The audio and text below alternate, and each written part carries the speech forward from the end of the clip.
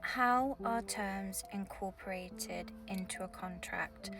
So, before we can start examining a term, whether that's to determine whether it's a fair term or an unfair term, whether it's a condition or a warranty, we have to make sure that it's been incorporated. So, that's step one.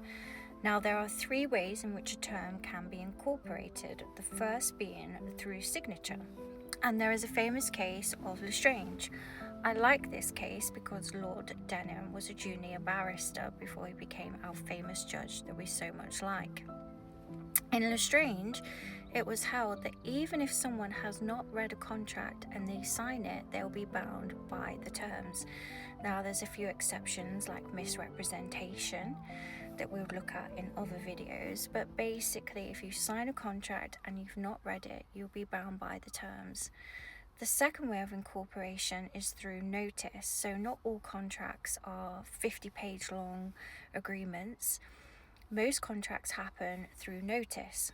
So if you go and buy a coffee or you go and pay for your parking, there'll be notices, and those notices with those terms form part of the agreement. But in the case of Thornton and Shoe Lane Parking, what we learn is that notice of those terms must be presented to the individual before acceptance occurs for them to be incorporated. So if it's a term limiting liability, then that must happen before the actual acceptance, subject to any misrepresentation, once again, like signature. And the third is course of dealings. So some people are in contracts, business contracts with people for a very long time, and they form part of their course of dealings.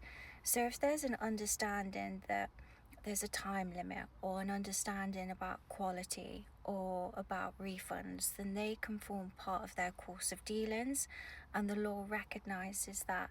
And that's the third way that terms can be incorporated, because terms reflect the obligations of the parties. That's what terms are, they're obligations.